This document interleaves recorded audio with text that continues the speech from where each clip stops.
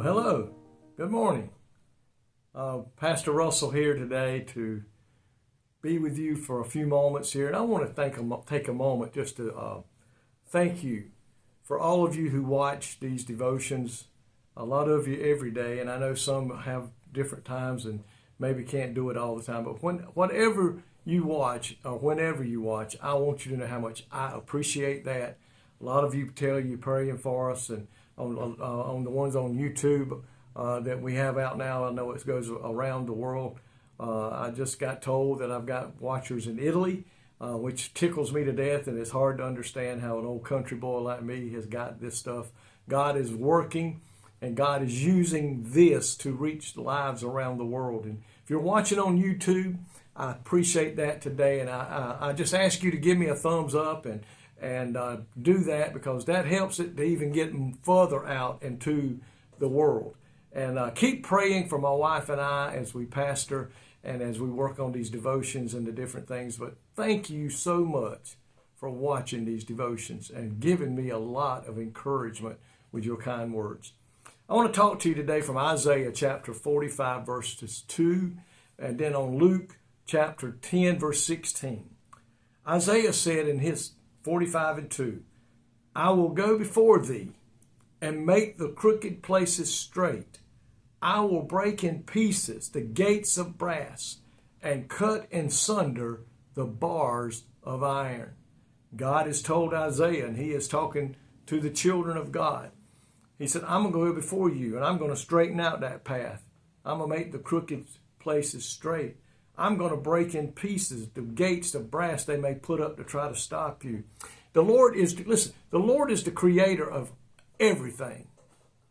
Everything that is, and old man says, well, I created that, but he gave you the ability to do it. He's got his hand in everything that happens in this world today, my friend. Nothing happens that he does not allow it to happen. There is not one thing on earth that happens by chance. No, God didn't make this by chance. It might work or it might fail. Listen, God made it to where it would do what he wanted it to do. Everything in heaven and earth belongs to him, and he is in control of everything. Don't ever think God does not control everything in this universe. When he decides to go before you and lead that way, nothing can stop him.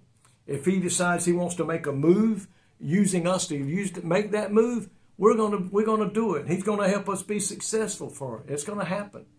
If he's got a mission for you to do in your lifetime, he's gonna lead you in that direction. If you have surrendered your life to him and you made that statement, here I am, Lord, send me, he's gonna take you. He's gonna give you what you need to accomplish. He's gonna lead you in the way you need to go, just like he led the children of Israel. That purpose will happen, and whether it be for you or for maybe somebody else. God is in control. It is good to have the Lord of heaven and earth going before us. Think about that. He's going before us. He everything and anybody who sets up anything to hinder us in the work that God has called us to do, and we have accepted it, it's going to fail. God's going to move that obstacle out of the way. He's going to curve that road. He's going to make it straight. He's going to remove the problems that may be in our path. And another thing, that when they close a door trying to stop us, guess what? God's going to open that door so that we can go through. When God plans something for us in our life, nothing can stop it but us. If we say, no, Lord, I don't want to. But my friend, a lot of people say, well, I can't do that. I'm not trained for that. I'm not good at that. God will make a way if you'll just surrender. He'll give you the ability to do it. And God has a goal for every man, woman, boy, and girl. Every hindrance that will keep you from reaching that goal, God can eliminate it. God can remove it.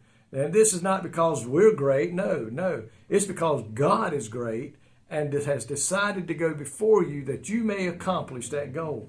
When the world oppresses you, guess what? It oppresses God. It opposes God. When they come against you, they're coming against God. You think God's going to let it beat him? No, he's not going to let it beat you as long as we trust and hold to his hands.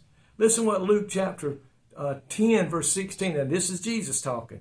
He that heareth you heareth me, and he that despises you despises me, And he that despises me, Jesus said, if they despise me, then they're despising my Father which sent me.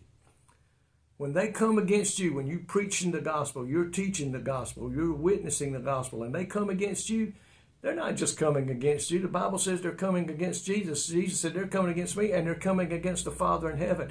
And you think he is going to let them defeat you? No.